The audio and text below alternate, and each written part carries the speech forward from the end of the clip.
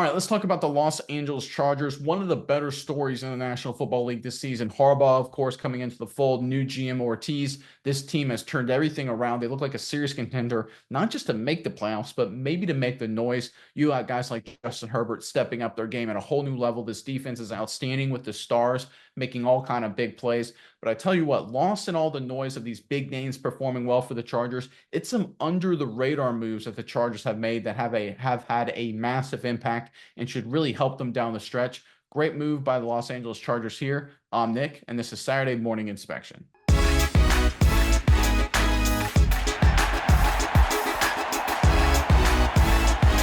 All right, so the Chargers, obviously, when they hired Harbaugh, hired Ortiz, brought in Mike Minter to be the defensive coordinator, those are the moves that made the headlines, right? And they obviously had to move off with some veterans too. Did well in the draft with guys like Alton McConkey, but lost again in all that noise and all the headlines was a lot of really smart decisions and additions to this Chargers team. And kind of one of those under the radar moves was small-ish 5'11" defensive tackle Puna Ford, who had a good start to his career but got better for a few years and then kind of dipped. A lot of people thought his career was over. The Chargers took a chance and it has played huge dividends. Let's pull up this report here, courtesy of The Athletic. In 10 games so far this season, Puna Ford has repaid Harbaugh and Ortiz by being one of the most impactful free agent signings in the league. Ford signed for a veteran minimum base salary. Remember, he was a guy who started off great. He dipped. A lot of people thought his career was over. Chargers didn't. Turned out to be smart for them. He has vastly outperformed his contract. Chargers defensive coordinator Jesse Minter has led a dramatic turnaround with his unit. The Chargers have the best scoring defense in football. Ford's performance, both as a run defender and pass rusher, has been instrumental in the Chargers' defensive resurgence. Here's the key point here. The Chargers play with more light boxes than any defense in the league. They have aligned with 6 or fewer defenders in the box on more than 80% of their plays. Remember, standard is 7, classic 4-3-3-4, so Chargers going light in the box. Despite this, the Chargers have been a good run defense. Through 11 weeks, they rank 4th in defensive expected points added per play. That's what EPA stands for, against design rushes, according to True Media.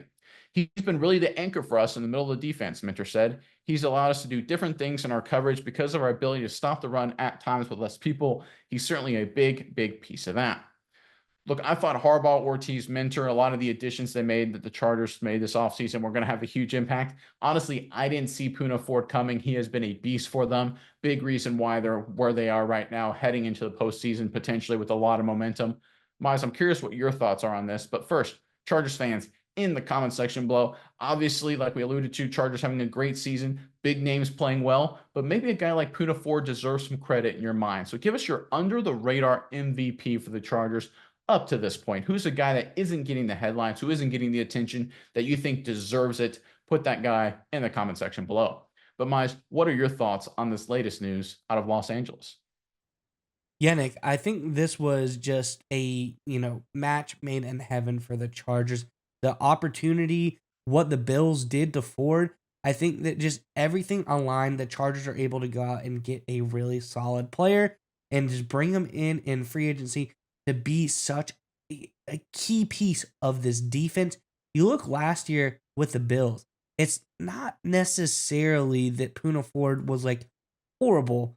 He did pretty good. He had a 79.6 overall, or excuse me, that was this year. He had a 60 overall grade last year, but he was a healthy scratch for 9 games. They just didn't put him on the field. I think he was back and forth with Linval Joseph. I think there's just, they bring him in after he was pretty good with Seattle for like 5 straight years. They bring him in. They just don't give him a lot of the playing time. Look, like you said, his career maybe, fizzles out. People forget about him. But the Chargers, they bring this guy in. And now, like I said, he had that 79.6 defensive grade this season.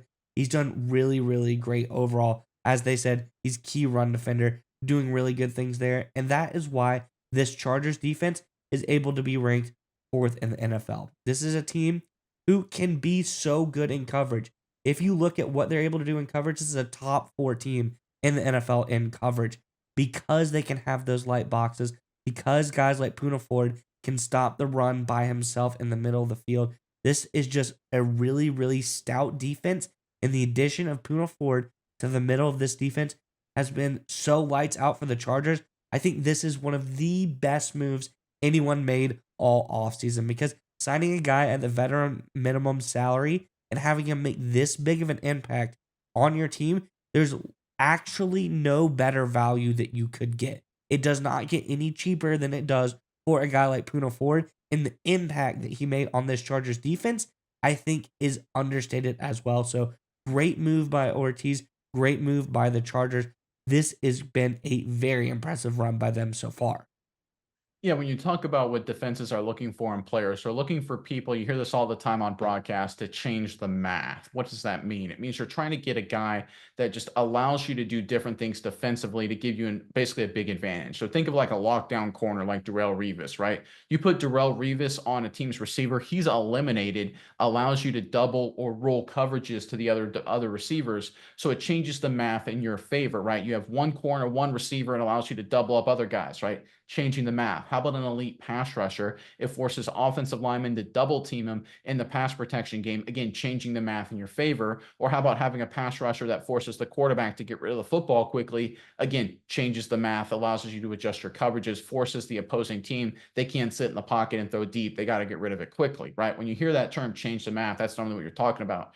Puna Ford has been an exciting exception to the rule where it's normally a star. You talk about a guy who's just really good at what he does, really good, to use the Bill Belichick term, of doing your job, stopping the run, being a solid player in the interior defensive line. And that's exactly what he's been in spades for the Chargers. You love this move from a value perspective, but even if he wasn't on the veteran minimum, even if they paid him more money, it would still be a huge steal because he is playing at such a high level. I love the analytics of the report there, talking about how often the Chargers play with 6 or fewer people in the box and they're still able to run the football. What that means is that teams try and spread out the Chargers to feel like their 5 interior offensive linemen against 4 defensive linemen and 1 or 2 linebackers is a big advantage. Puna Ford eliminates that advantage because how good he's been in the run defense game. You talk about changing the math, that's what you're talking about. Offensive coordinators all week long are like, okay, we're going to spread out the Chargers and then we're going to run right at them. And Puna Ford just says, doesn't matter, I'm still going to stop you. And that just blows up what teams are trying to do. It forces opposing offenses to be perfect throwing the football, and most of the season they haven't been, except for maybe that second half with the Joe Burrow-led Cincinnati Bengals.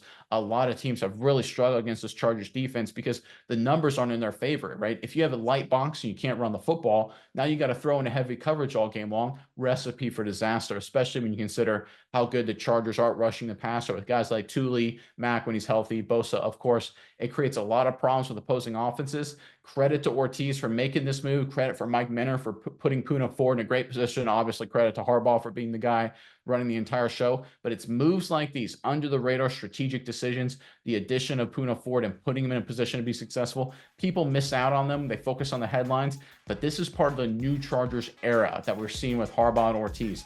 In years and eras past, it was always the stars had to be great for the Chargers to have a chance. Now we're seeing role players step up, and it's a great sign for the future of Los Angeles.